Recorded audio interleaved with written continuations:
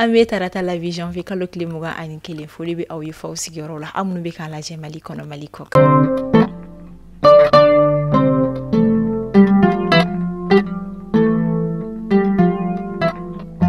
Kunnafoni daminɛ la ka sanga ni 20 janvier la ɲɛnamayali ye min ta ko 64 kɛra kunungo janvier kalo tile 20 san 2025 okumu min kɔnɔna la an ka jamana ɲɛmaa général d'armée Assimi Goïta ale kɔni ye kan birigiden fɔlɔ kɔni da katikaw fɛ yen nɔ kan min bɛna jɔ an ka jamana fintigila kan minnu kɔni tora kɛlɛ daga la faso kuma boli yɔrɔ o la kan min yɛrɛ kɔni a yira la k'a bɛna jɔ hectare 11 bɔɲango de kɔnɔna la kan kɔnɔna la bâtiment administration dɔ kɔni bɛna kɛ o kɔfɛ musée d'armes kelen bɛna kɛ a kɔnɔna la fo ka taa se restaurant ma ani poste de police ani parki kelen o bɛna kɛ kan ninnu o kɔnɔna la.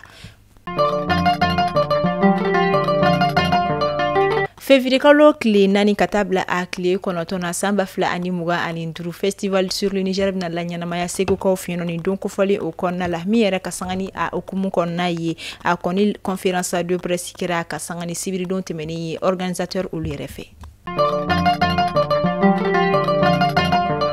Ale bi 20 janvier la ɲɛnamayali okumu kɔnɔna la an ka jamana ɲɛmaaw kɔni ye waleyaba dɔ kɔni ta ka ɲɛsin maaw ma minnu ye dekun kɔni sɔrɔ la ka sanga ni kɛlɛ o kɔnɔna ni an b'a fɔ olu ma ko victime de guerre olu kɔni ye fɛn min dɛmɛ kɛra nafolo kasabi min ta jɔ fɔ sɛfɛ wari miliyari 7 miliyɔn 500 ani miliyɔn 14 o de kɔni taara ka ɲɛsin denbayaw kɔni ma minnu kɔni somaw tora kɛlɛ daga la o ni maa minnu kɔni dekun kɔni sɔrɔ ka sanga ni kɛlɛ olu yɛrɛ okumu o kɔnɔna ye an b'a fɔ ala ka 20 janvier caman yira an na ala kan ka jamana ɲɛmaaw fanga se ka sɔrɔ silakaw kelen bɛɛ lajɛlen la kanda.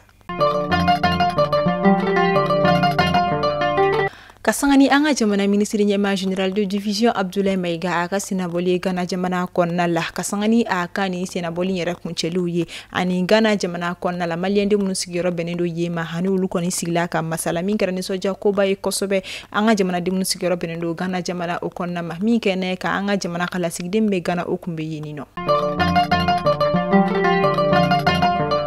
Samiyaji a walankatala kosɛbɛ min kɛra sababu ye ka dekunba kɔni se denbaya caman ma min senfɛ an ka jamana ɲɛmaaw ye weleweleda kan kɔni bila ka taa jɛkulu fɛn bɛ adamadenya dɛmɛw kɔni kɛ o jɛkulu o weleweleda kan kɔni laminɛbaga dɔ kɔni kɛra AMSCID ni o ye jɛkulu dɔ kɔni ye minnu yɛrɛ kɔnɔna Yirimani marabolo kɔnɔna la a dugu minnu bɛ kɛrɛnkɛrɛn ni o ye Yangine Tango Jengere fo ka taa se Grew ani Buakere marabolo kɔni ma u kɔni dɛmɛ don denbaya 213 de kɔni ma min bɛ tali kɛ balo fɛn tɔni 49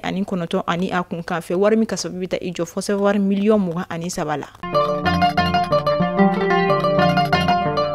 An bɛ taa kɔ kan kibaru la États-Unis ka olu fɛ yen nɔ Donald Trump ale sigila ka na États-Unis jamana ɲɛmaaya la kura ye tuma min na a yɛrɛ kɔni sigira a ka discours o kɔnɔna la a ye a yira k'a fɔ ko États-Unis jamana kɔnɔ suguya 2 dɔrɔn de kɔni bɛna to ni o ye cɛ ani muso ye suguya wɛrɛ minnu kɔni bɛ yen minnu bɛ se k'a fɔ ko olu ye gɔrɔjɛgɛnw ye ani fɛn wɛrɛ ye ko o bɛɛ lajɛlen kɔni bɛna si latunu ka bɔ États-Unis jamana kɔnɔna la.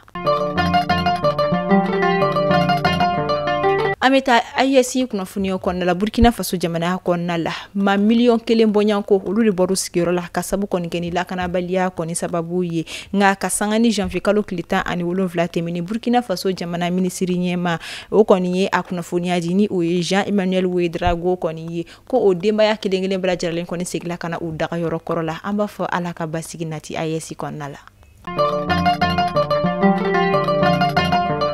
Mali kunnafoni bɔlɔsira lajɛbagaw aw tulo garisɛgɛ kɛra ni kunnafoniya damadama de bi an b'a fɔ aw ni ce a ka lamɛnliko ɲuman na aw kan bɛ sini araba ala kan si jɔ kuma kɔnɔ.